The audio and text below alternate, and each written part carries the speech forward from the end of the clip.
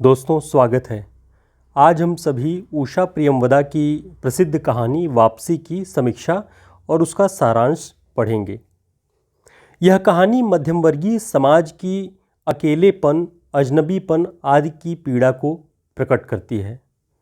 पारिवारिक पृष्ठभूमि को केंद्र बनाकर उषा प्रियमवदा जी ने इस कहानी को रचा है, जिसके मुख्य पात्र गजाधर बाबू हैं, जो रेलवे की नौकरी में 35 वर्षों तक अपने घर और परिवार से दूर रहे। कहानी में उषा जी लिखती हैं कि इन वर्षों में अधिकांश समय उन्होंने अकेले रहकर काटा था। उन अकेले क्षणों में उन्होंने इसी समय की कल्पना की थी जब वह अपने परिवार के साथ रह सकेंगे। इसी आशा के सहारे वह अपने अभाव का बोझ ढो रहे थे।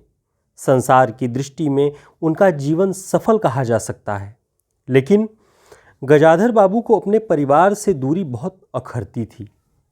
वह अपने परिवार के साथ बिताए हुए क्षणों को, अपने बच्चों की हंसी बोली, पत्नी के साथ किए गए मनोविनोद, पत्नी की स्नेहपूर्ण बातें, प्यार व आग्रह से परोसे गए भोजन, सब कुछ उनके जीवन का सहारा बनी हुई थी। इन सब को याद करके वे कभी कभी उदास भी हो उठते थे।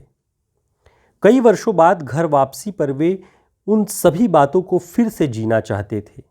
वे नौकरी के दौरान कमाए गए प्यार और सम्मान को छोड़कर घर में प्यार और सम्मान पाने के लिए उतावले थे, किंतु घर पहुंचने पर ये सभी आशाएं अचानक मुंह मोड़ लेती हैं।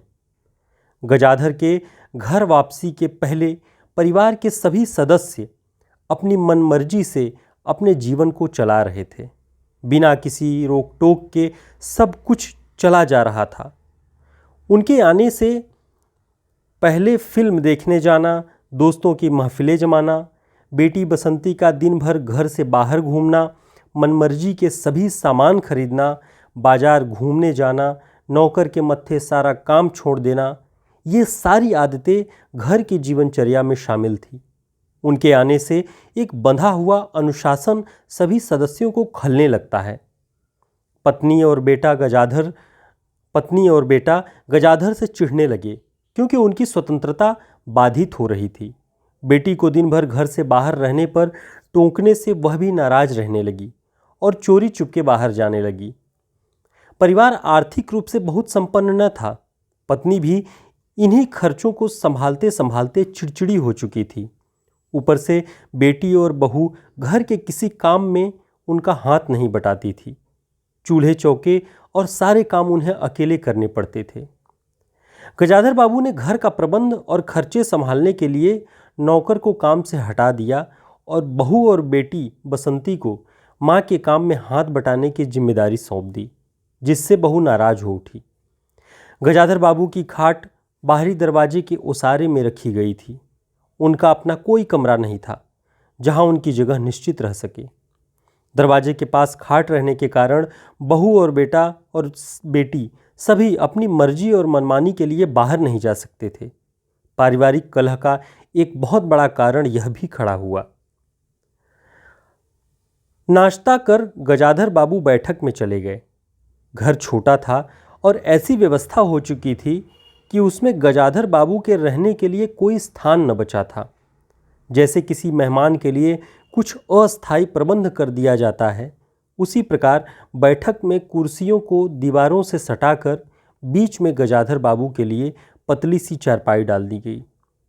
आप कहानी की इन पंक्तियों से समझ सकते हैं कि एक व्यक्ति जो वर्षों घर से बाहर रहा, नौकरी की और घर परिवार की समृद्धि के लिए, उनके सुख के लिए कार्य किया, जब घर लौट कर आता है तो उसके लिए कोई स्थायी जगह नहीं बचती जहाँ पर वह यह हो सके कि यह उनका कमरा है या यह उनका स्थान है।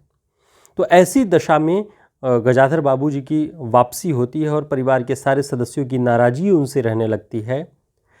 जिस पत्नी की स्नेहपूर्ण नज़रों को याद करके वे भावुक हो उठते थे, वे नज़रें उन्हें फिर न दिखाई पड़ीं।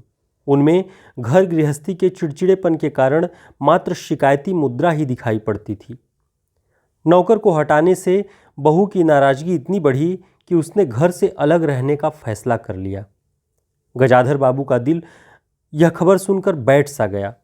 उन्होंने अपनी पत्नी से पूछा, हमारे आने से पहले भी कभी ऐसी बात हुई थी? उनकी पत्नी ने कहा, नहीं। पहले बहू को कोई रोक टोक नहीं थी। उनका बेटा अमर घर का मालिक था। अमर के दोस्तों का अड्डा जमा रहता था और अंदर से चाय नाश्ता तैयार होकर जाता रहता था। बसंती को भी वही अच्छा लगता था। गजाधर बाबू को सब समझ आ गया था कि उनके आने से घर का कोई सदस्य खुश नहीं है। उन्हें नौकरी के दिनों का जीवन बार बार याद आने लगा, जहां प्यार और सम्मान भरा हुआ था। वह जीवन अब उन्हें कोई खोई निधि सा प्रतीत हुआ। उन्हें लगा कि वह जीवन के द्वारा ठगे गए हैं।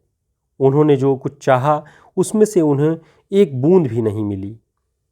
उन्हें समझ आ गया था कि वे परिवार के लिए धनोपार्जन का साधन मात्र हैं। उन्होंने तय किया कि वे अब परिवार के किसी बात में दखल न देंगे और अंत में उन्होंने एक मिल में नौकरी मिलने का बहाना करके घर से चले जाने का निर्णय किया। घर के किसी सदस्य ने उन्हें जाने से नहीं रोका। पत्नी ने भी घर गृहस्थी का हवाला देकर साथ न जा सकने की असमर्थता जाहिर की। इस तरह गजाधर बाबू का घर छूट जाता है। उनकी वापसी एक बार नौकरी से घर होती है, दूसरी बार घर छोड़कर। यह कहानी मध्यम वर्गीय परिवारों के विघटित मूल्यों से उपजने वाली टूटन को प्रकट करती है, जहां भौतिक साधनों और विलासितापूर्ण जीवन के लालच ने संबंधों के बीच की संवेदना को खत्म कर दिया है और व्यक्ति अकेलेपन, अजनबीपन के बीच भटक जाता है। उम्मीद है आपको यह समीक्षा समझ में आई होगी और उस कहानी का पूरा सारांश आपको समझ में आया होगा। बहुत धन्यवाद।